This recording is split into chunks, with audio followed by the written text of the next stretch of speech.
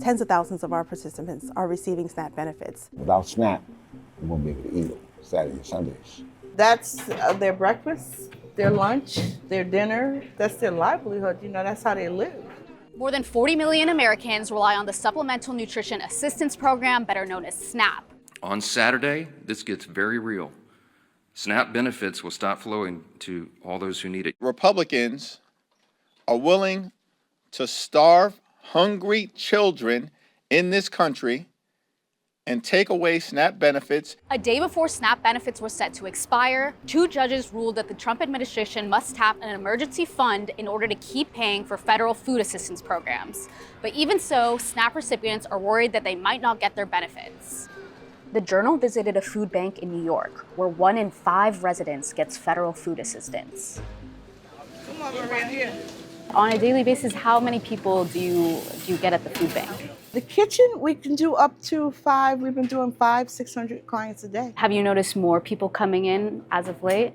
Most definitely. Are most of your recipients on SNAP benefits? Yes. That's their breakfast, their lunch, their dinner. It depends. Some of them, that's their livelihood. That's how they live. In the second week of the government shutdown, the Department of Agriculture said there wouldn't be funding for SNAP starting November 1st, putting a spotlight on a program that millions of Americans depend on. Food is very expensive in New York.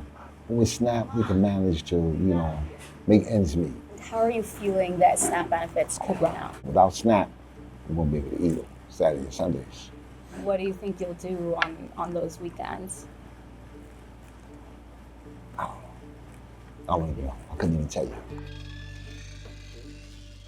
So what we often see is that people will come to us when their grocery budget or their SNAP benefits have run out. Then they start looking for a food pantry, like the one here. There's a lot of anxiety. So a lot of families are very anxious about the SNAP cuts and what they're gonna do, and particularly because it's the holidays. They wanna know how long it's gonna last. So they're already kind of strapped, and we already see increases in October and November. So we're kind of seeing an amplified increase.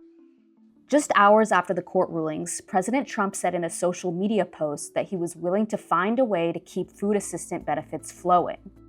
The government argued that the nearly $6 billion in contingency funds wouldn't be enough to cover November benefits.